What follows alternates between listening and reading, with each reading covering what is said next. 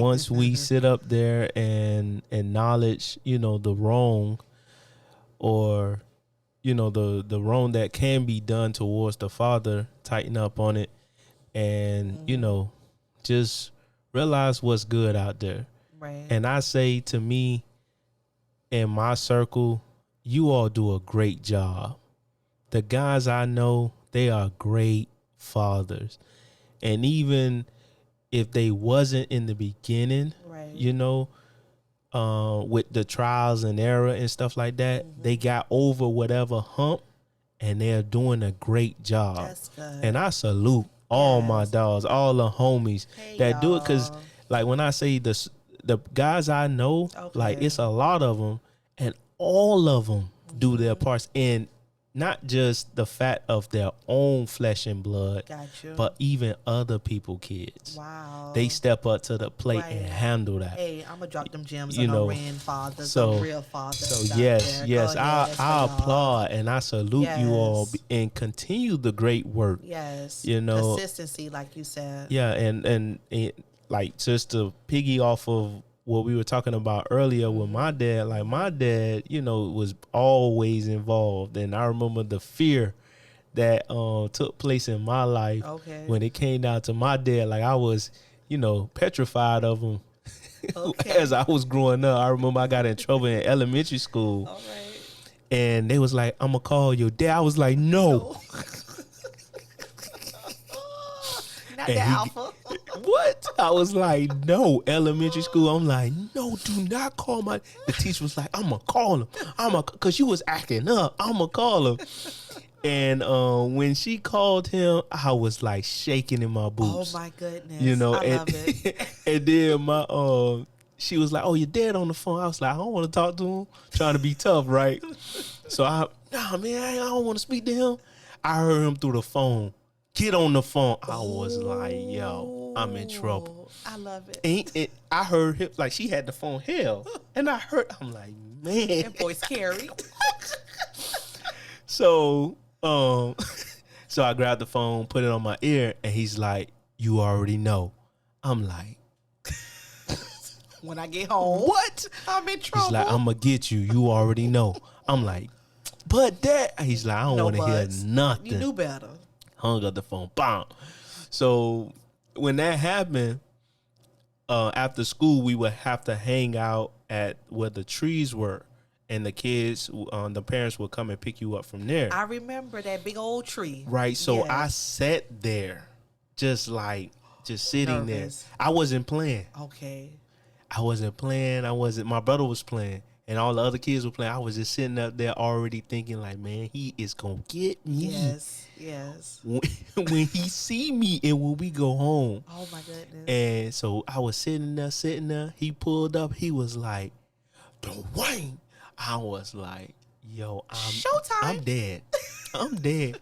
I'm trying to prolong coming to the. So now I understand how my son feel. Yeah. When he see me and I tell him I'm gonna get him, and he just be dragging like, no, daddy, no, I'm sorry. I'm sorry. Right. So we would get in the car. He would take us to go get something to eat, and then we would come back home. And I'll run straight to the room. All right. And then I'll be like, in 20 minutes, if he don't call me, he forgot. Right. But I'm gonna stay out of his way. Right. So I'm gonna act like I'm asleep. I used to put the covers over him, but my dad will come here, bust open the door.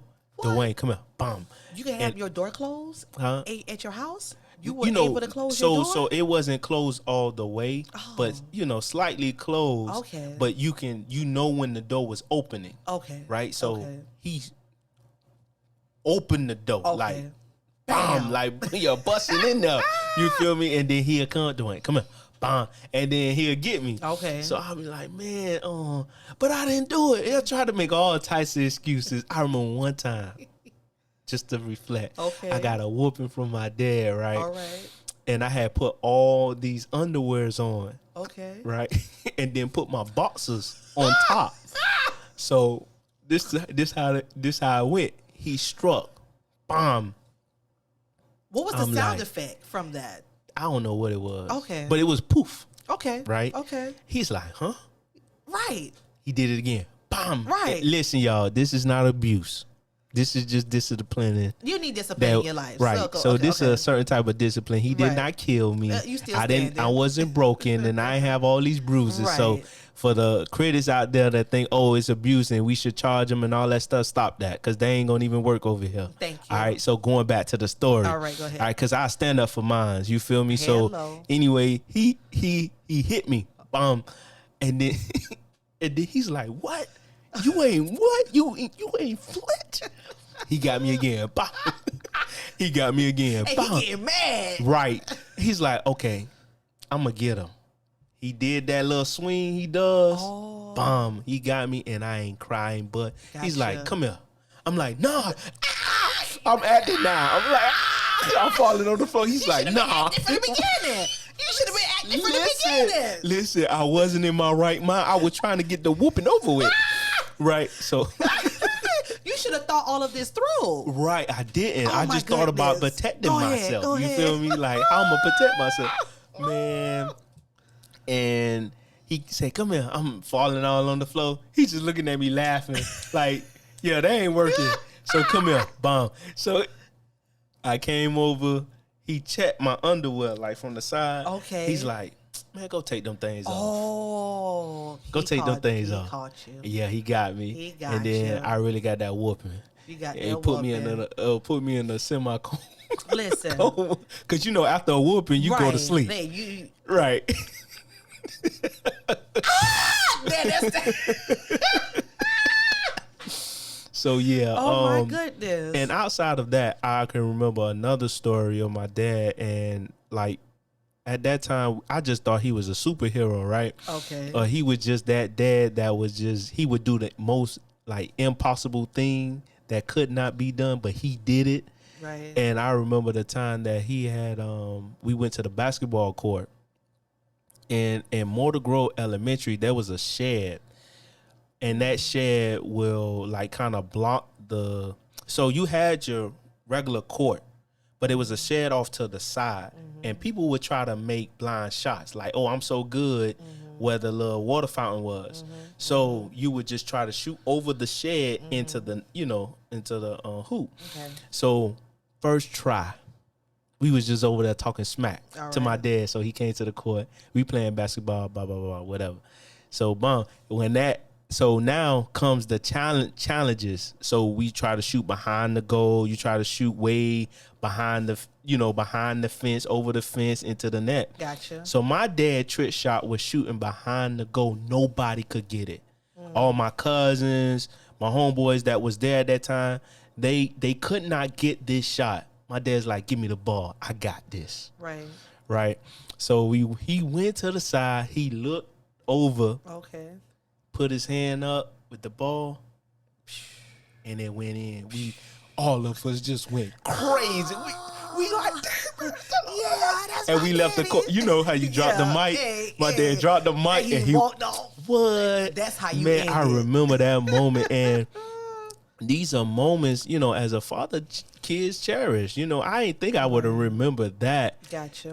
But I did, and I even bragged on my dad with that shot. But I said, I bet you won't go back to the court. He's like, nah, because they ain't gonna happen again. You ain't gonna happen again. That was that great luck right there. Right. So yeah, he did that. I love it. And all of these memories that I do recall, and not all of them were just whoopings, but just certain things that he did. Like I can remember another story. He was trying to show off, and he ended up sliding.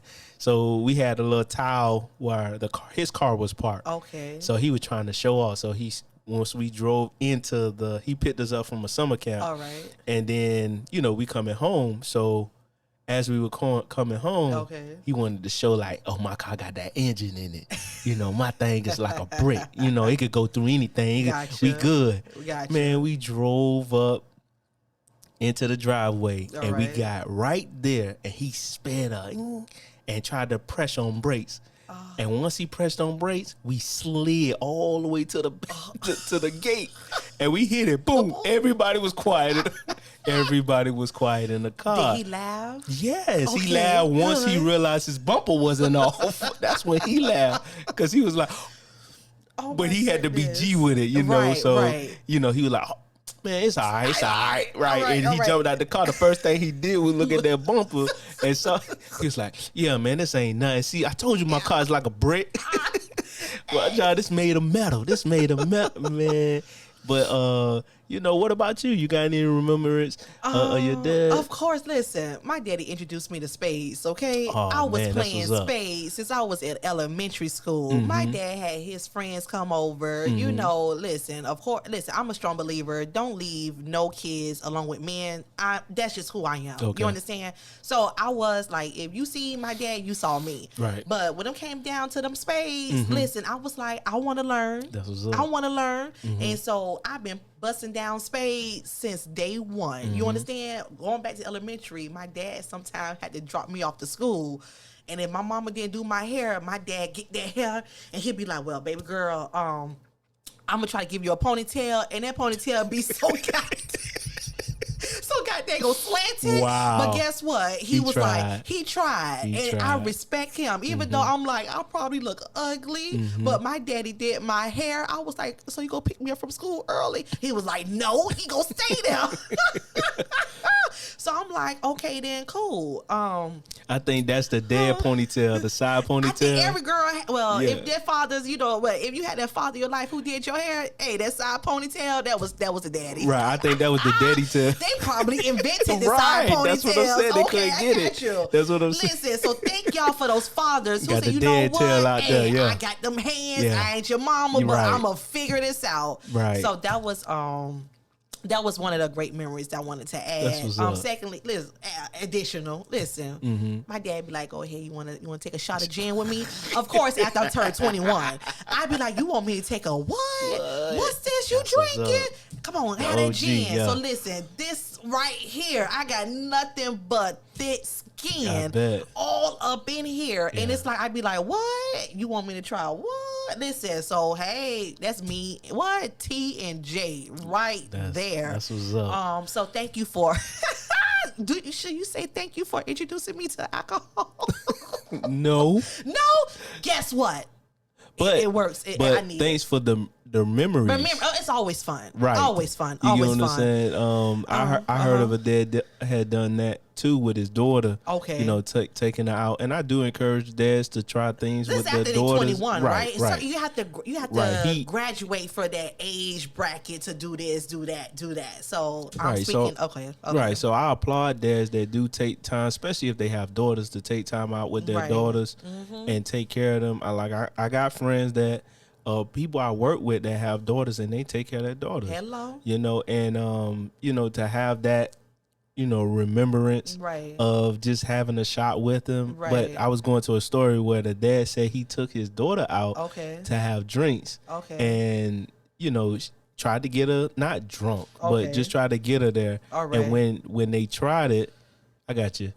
So when they tried it, mm-hmm. they had he got her there, but he knew she wasn't able to handle it, and he was like, "Okay, I know my daughter." Yes. You know, he kind of made a presumption of how she's gonna be out there in the world. Okay. So he was able to, you know, kind of like show her, okay, well, don't have this meaning.